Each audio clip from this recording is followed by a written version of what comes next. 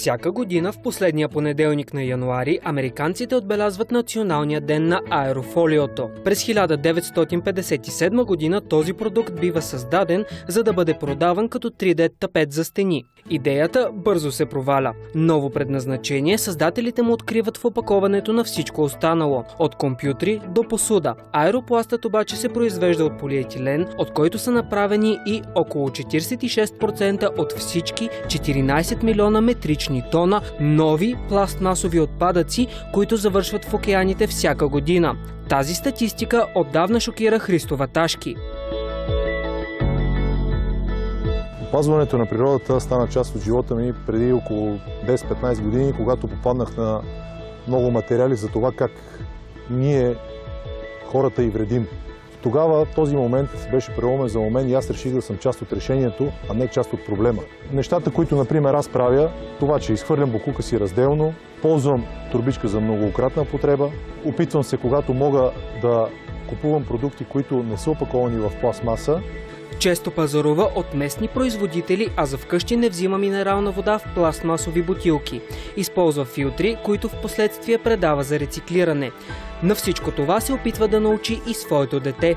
Извън личния си живот реших преди 5 години да пренеса тези навици и в работата си. Тази мисия за намаляване на вредните отпадъци за околната среда, тъй като стартирах едно леко производство на растителни масла, които опаковаме в стъклени опаковки. От тяхното производство не генерираме отпадък.